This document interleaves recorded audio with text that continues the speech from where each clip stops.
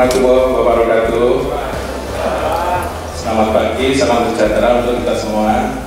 Pada pagi ini kita akan membahas rencana kerja, yaitu rencana anggaran, pendapatan dan belanja. Di buku itu sudah ada semua, kami akan paparkan. Semoga Bapak Ibu untuk memudahkan dalam memahaminya. Ya. Baik. Bahwa dasar pertimbangan dalam penyusunan RAP 22 ini diantaranya yaitu realisasi S1 tahun 2021.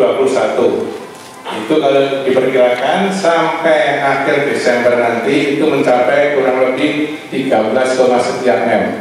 Selanjutnya adalah realisasi penyaluran pinjaman tahun 2021. Kemudian juga pertimbangan yang berikutnya adalah kebijakan Pemprov DKI terkait dengan TKD akibat COVID-19 berdampak pada kinerja KPBD DKI Jakarta. Di antaranya itu apa Pak? Pada saat pemotongan TKD menjadi 50%, itu jangka waktu tagihan ada yang diperpanjang selama beberapa bulan.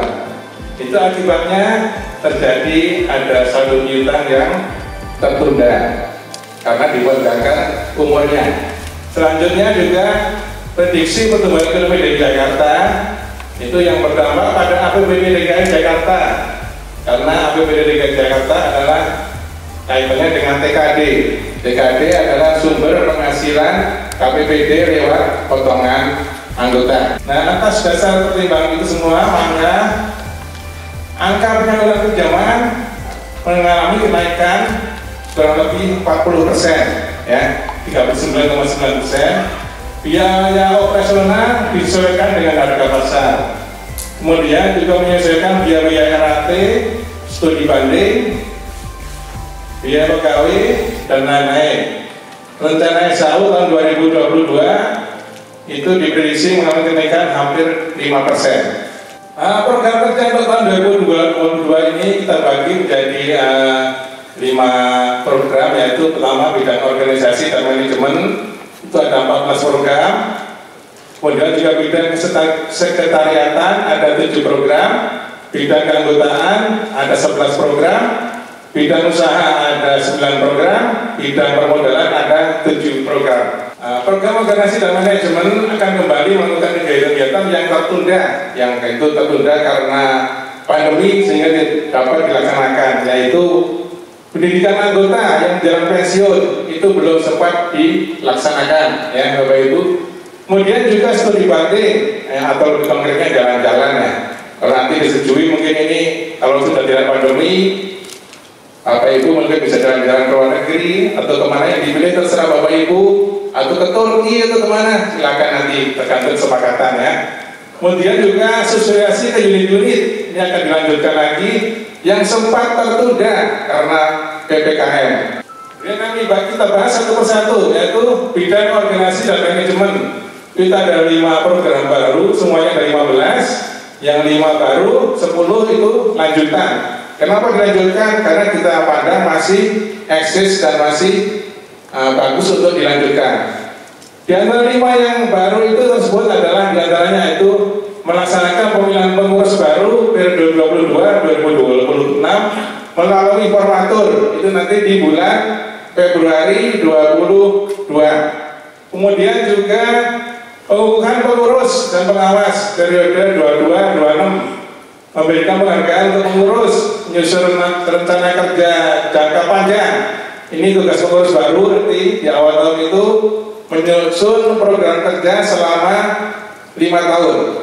Selanjutnya adalah mengembangkan aplikasi mobil simpan pinjam berbasis Android dan iOS. Kemudian juga bidang sekretariatan itu ada 7 program.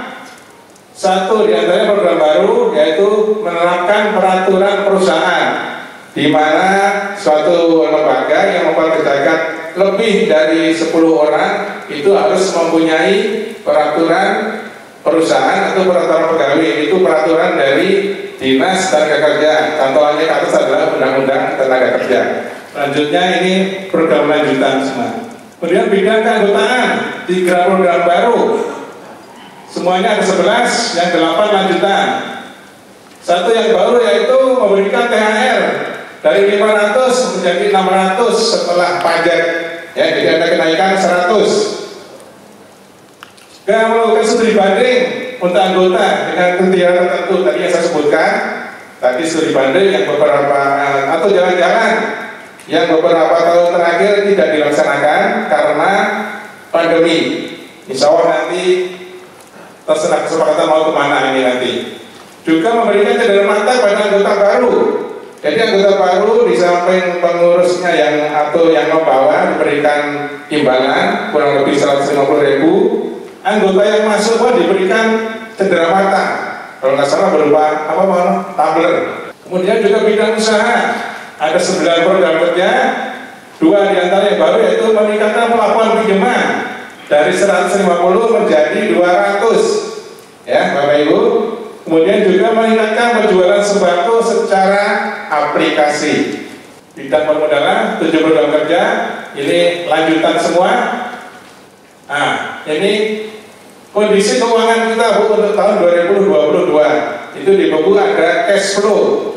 Ya, cash flow itu keluar masuknya uang itu mengabarkan kondisi keuangan kita tahun 2022 itu ada peningkatan penerimaan kurang lebih hampir 19%. Di samping itu juga ada kenaikan saldo awal sebesar hampir 270%. Ini diakibatkan tahun 2021 itu dibandingkan 2021 itu ada 22M, tapi saldo awal tahun 2022 itu meningkat kurang lebih 270% atau 60,7M, ya.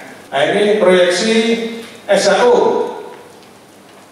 Ini perkiraan SAU tahun 2022. Ditargetkan SAU ada peningkatan dari tahun 2021 itu ada peningkatan kurang lebih hampir 55%.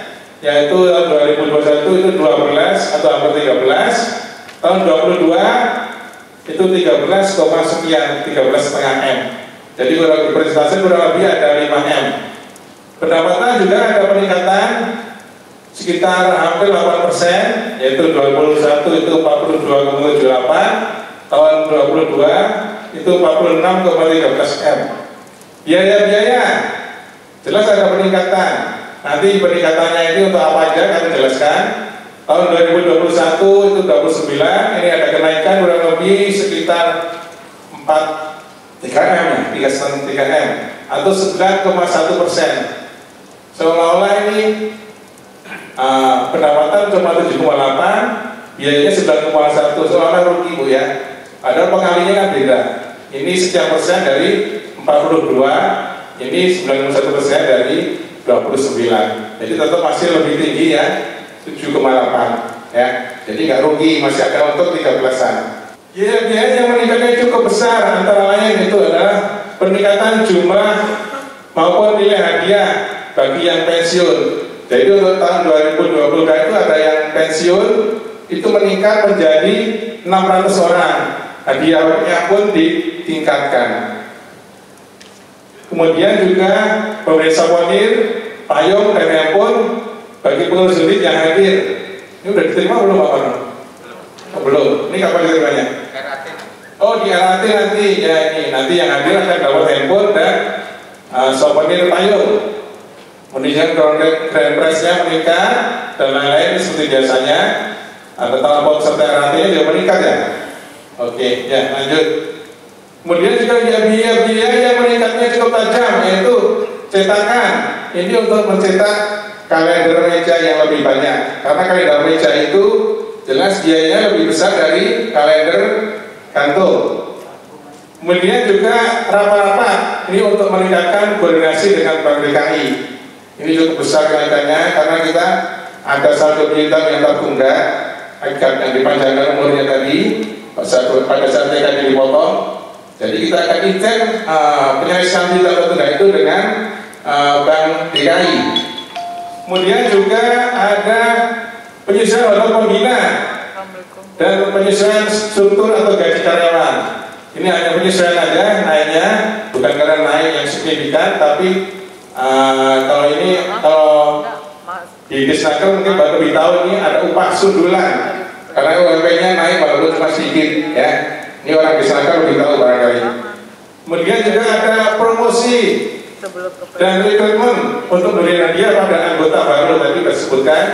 Juga ada biaya pemasangan simpan pinjam voucher THR Menjelang Lebaran ya, dari 500 menjadi 600 tadi disebutkan. Kemudian juga ada studi banding, ini termasuk biaya yang naiknya cukup tajam, yaitu dari 5,5 M menjadi 7,5 M. Jadi anggaran jalan-jalan nanti 7,5 M ya. Ini sudah disiapkan, sudah ada duitnya, sudah disimpan di bank. Ini ya terserah Bapak Ibu nanti mau kemana.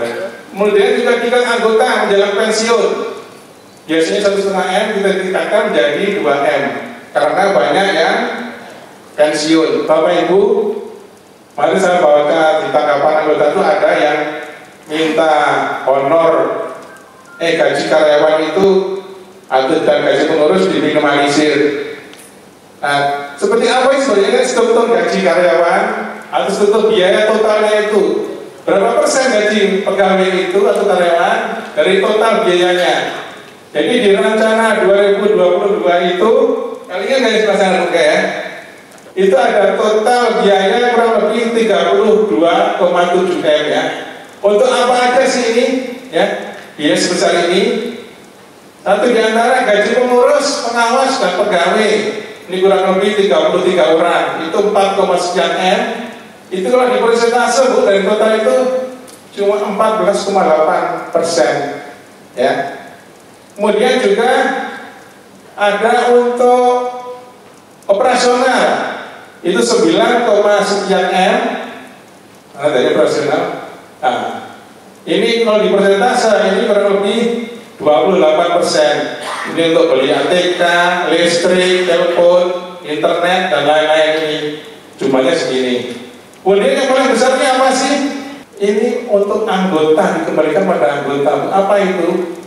55,7% itu apa aja diantaranya? Ini kita sekitar ini satu-satu ini. Voucher kurang lebih 5M lebih. Ini THR menjelang Lebaran ya. Jasa SSR, ini yang besar-besar nih. RAT, itu yang paling besar adalah untuk hadiah-hadiah itu 4M lebih. Kemudian juga pelatihan anggota yang pensiun tadi 1,5 M, sudah ada cadangan 500 sehingga menjadi 2M. Kemudian yang besar selanjutnya adalah studi banding tadi. Ini sudah ada 6M, dibiayakan 1,5, totalnya adalah 7,5. Sehingga yang paling besar itu sebenarnya kenaikan itu adalah untuk kembalikan pada anggota sebenarnya itu ya.